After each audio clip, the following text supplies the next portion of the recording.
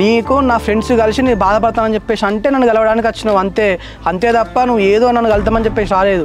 కానీ నేను నీ వల్లనే బాధపడతానని చెప్పేసి నీకు కూడా తెలుసు. కానీ ఏం పట్టనట్టు ఏం తిరగనట్టు ఏమన్నా యాక్టింగ్ చేస్తానవా? రాఘవా, ఏదో నీ ఫ్రెండ్స్ బాధపడుతున్నావు అని చెప్తే కలవడానికి వచ్చినా, దీన్ని నువ్వు అడ్వాంటేజ్ తీసుకోకు, నేను వెళ్తున్నాయి. ఇట్లా మాట్లాడుతుంటే వెళ్ళేదాన్ని అయితే మళ్ళీ ఎందుకు వచ్చినావు జానకి? ఇంకా నన్ను ఫోన్ చేసి ఎందుకు రమ్మను? మళ్ళీ నన్ను బాధ పెడతామని చెప్పేసా? ఏంటి రాఘవా, నేనేదో నేను లవ్ చేసి మోసం చేసినట్టు మాట్లాడుతున్నావు. నువ్వు లవ్ చేసి నాకేనా చెప్పినావా? నేను వేస్తేవి ఏం జానకి, ఏం జరిగినాడు ఇట్లా మాట్లాడుతావు? నీకు తెలియదా?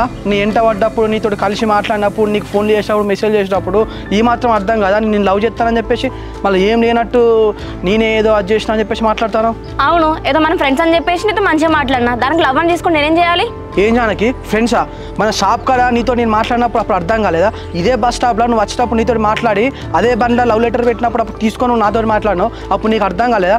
అదే మర్రి కింద ఎన్నోసార్లు నీకు ప్రపోజ్ చేద్దామని చేసిన, ప్రపోజ్ చేసి ప్రాంక్ అని చెప్పేసి కూడా అన్నా, అప్పుడు నీకు అర్థం కాలేదు.